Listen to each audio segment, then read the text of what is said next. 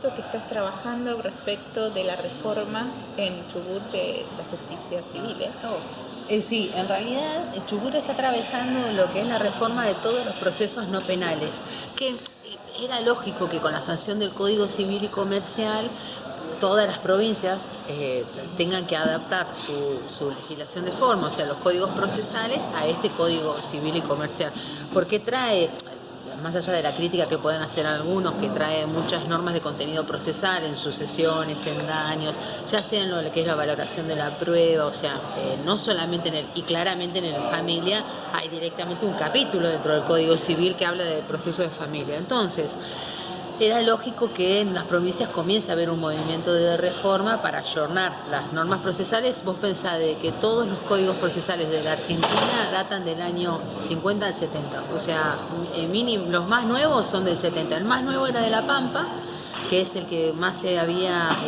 actualizado, el Código Procesal Civil y Comercial de La Pampa, y después el resto de las provincias teníamos el mismo código procesal, tenemos el mismo código procesal civil y comercial que Nación, que replicó en todas las provincias, provincia de Buenos Aires y demás, con alguna que otra modificación que se ha ido haciendo, pero no una modificación del tamaño que tiene que hacer para adaptarse a este Código Civil y Comercial.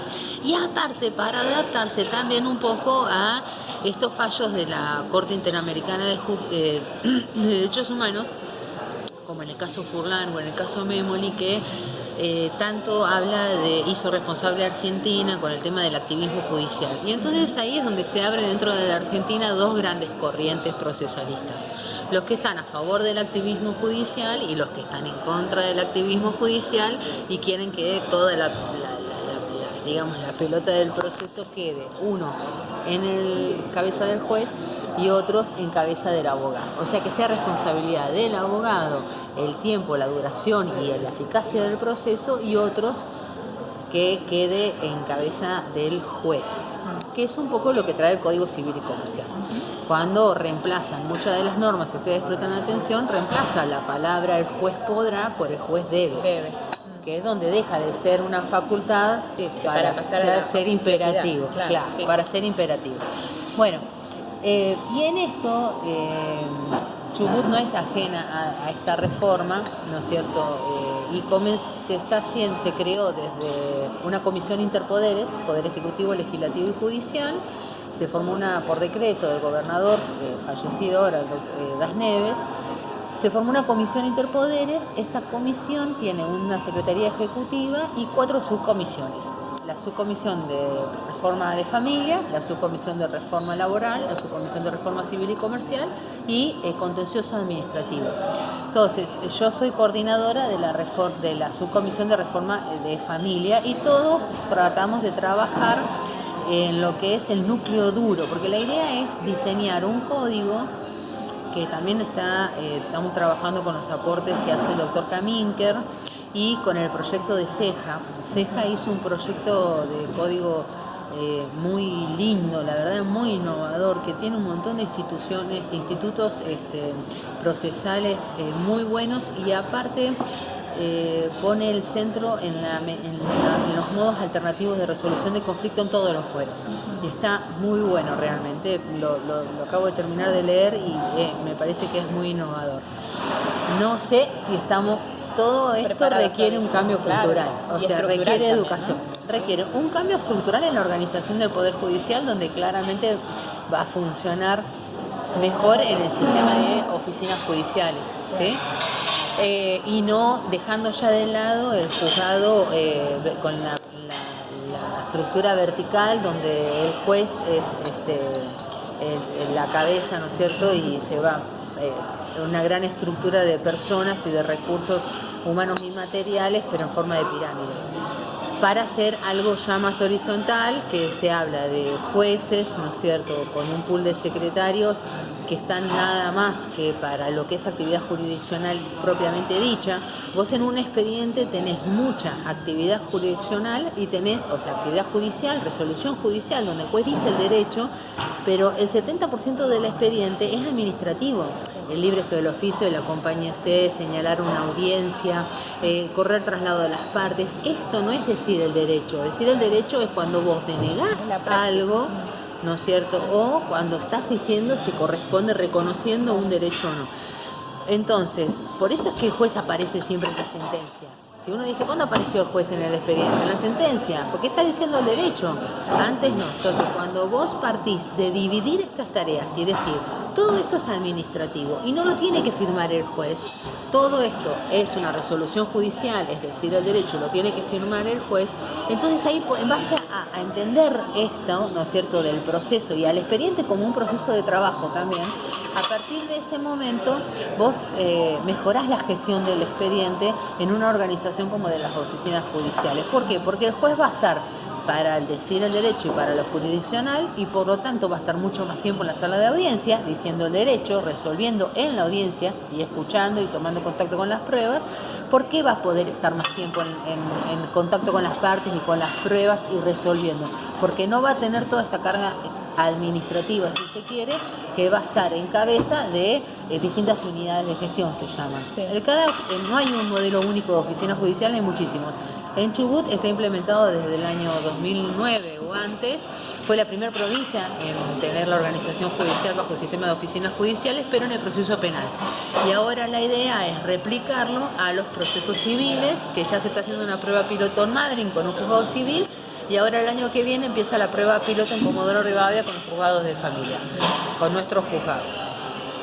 La idea de esta reforma, bueno, dentro de las provincias que han ayornado sus códigos tenés Córdoba, pero no el de, pues si bien sacó una ley de Código Procesal de Familia, es una ley que contiene solamente están delineados algunos procesos y después remite en todo a el Código Procesal Civil y Comercial. Pero el Código Procesal Civil y Comercial también se actualizó. Entonces esta remisión vendría a ser satisfactoria. Entiendo yo, igualmente no conozco la realidad de Córdoba, solo sé de este dato. Sí sé de que en agosto se sancionó la reforma judicial de la organización judicial bajo el sistema de oficinas judiciales y un nuevo Código Procesal de Familia, un Código Procesal de Familia, es decir, que regula absolutamente todas las contingencias que se pueden dar en el proceso, desde domicilio, constitución, parte, competencia y los procesos en familia desde agosto en Mendoza. Que bueno, veremos que están recién aplicándola, así que veremos qué repercusiones tiene. La idea... ¿Cómo es el tema de este nuevo paradigma de Justicia 2020? Yo creo que hay gente muy capaz trabajando en Justicia 2020, profesores de derecho muy capacitados y que realmente muy desinteresados, o sea, gente con mucha solidez y muy humildes, o sea, y que están trabajando muy bien, o sea, tienen reuniones muy periódicas, hay mucha información, todo está al acceso del que quiera. Si vos querés saber de qué se está trabajando en la reforma del programa este 2020, tenés un montón de canales para poder ser parte, formar parte y saber qué es lo que se está haciendo. Yo creo que lo peor que podemos hacer los argentinos es quedarnos en espectadores, porque a veces uno escucha, no, pero no nos dicen lo que están qué ideas son las que están trayendo. Y no es que no se digan. Yo digo, preguntaste, fuiste, participaste. Participar no es corregirle al otro el trabajo. No es que cuando el otro terminó de elaborar un trabajo me lo das para que yo lo corrija. El trabajo de corrección se encargarán las legislaturas y el poder legislativo que corresponde al momento de sancionarlo. Cuando uno quiere participar, la manera de participar es aportando y trabajando conjuntamente con otro. No es esperando para criticar, quedarse sentado en la vereda esperando que llegue el trabajo y criticar. Te lo digo porque desde los colegios de abogados, algunos colegios de abogados en mi provincia también, y sé de que acá también en Buenos Aires, porque es muy gracioso ir a una charla y escuchar que te digan, funciona bárbaro el plan piloto de Justicia 2020 de oralidad en provincia de Buenos Aires. Y en el mismo café, o sea, a la hora del café, estar con una persona que diga, funciona horrible, no funciona para nada bien. O sea, pareciera como desde que de la óptica de los jueces que lo están implementando, que son jueces que tienen un perfil activista, que tienen un perfil de que saben de que prestan un servicio público y que lo que tienen que hacer es resolver la contienda, pareciera que estuviera funcionando lo de la oralidad y el plan piloto de Justicia 2020. Y pareciera que para el abogado no está funcionando tanto. Claro. yo creo que también todo va a funcionar en la medida de que elijamos mejores operadores de derecho. Y eso es una responsabilidad de todos, empezando por las universidades. Sí. Yo soy docente de la universidad y sé que sos docente de la universidad vos también, y entiendo de que como todo en la vida empieza ahí. Sí. Ahí estamos formando jueces, estamos formando miembros de consejo de la magistratura, estamos formando abogados, asesores, mediadores, consejeros. Entonces, para mí, la seriedad... Formando ciudadanía también. Formando ciudadanía. Entonces, para mí empieza ahí.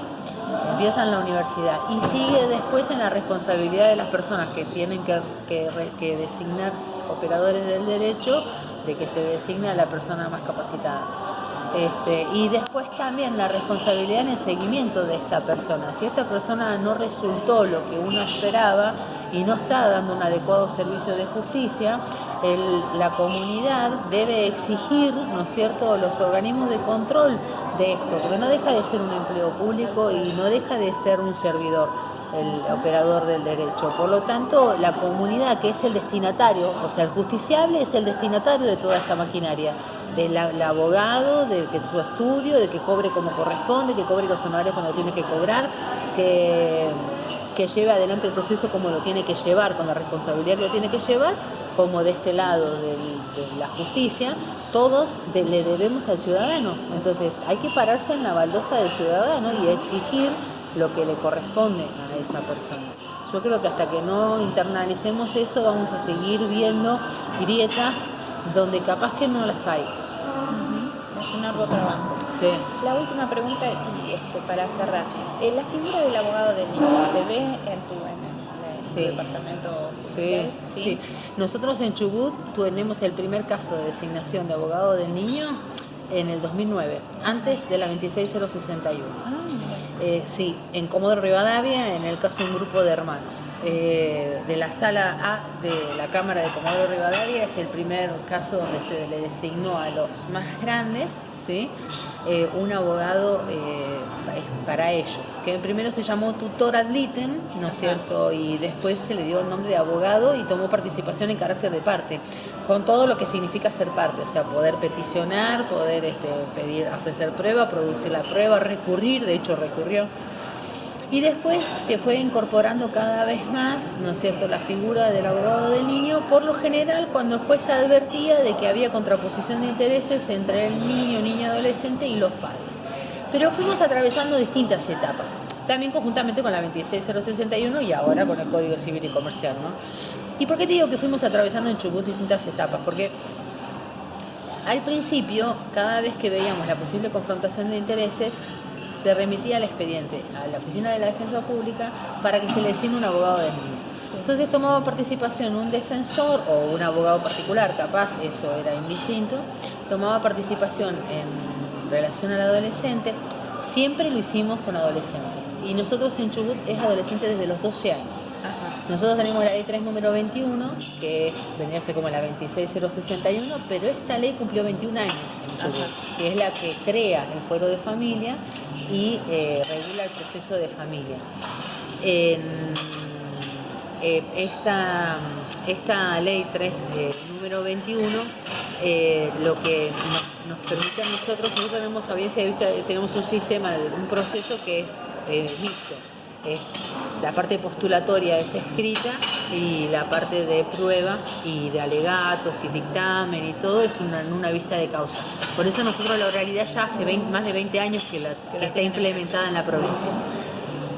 Lo que no tenemos es el abogado del niño, un registro de abogados del niño. Entonces recurrimos a la defensa pública que designe un abogado de la defensa como abogado de ese niño o adolescente. Pero siempre teniendo en cuenta de que al adolescente, es decir, a partir de los 12 años, que en el Código Civil es desde los 13, pero en Chubut tenemos la ley esta que dice desde los 12 años. Y la verdad que nos manejamos 20 años muy bien con los 12 años como límite etario y seguimos manejándonos de la misma manera. Y siempre también teniendo en cuenta el grado de madurez. O sea, siempre se tuvo en cuenta, ¿no es cierto?, la edad y el grado de madurez.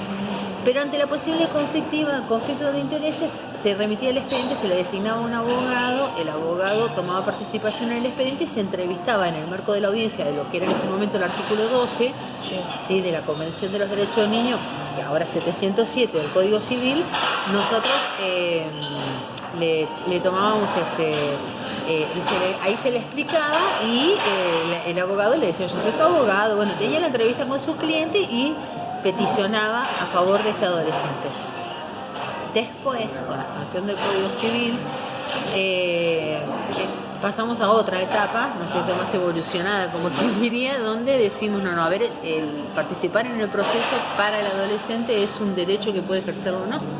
Así que lo que hacemos es, en el marco de la audiencia, primero le informamos este derecho que tiene, si lo comprende y si quiere hacer uso, quiere ejercer este derecho y tener su abogado, ahí recién se remite el expediente a la Defensoría o toma participación un abogado en representación del adolescente. Y cuando toma participación es en carácter de parte. O sea, es exactamente igual que vas a tener tres partes.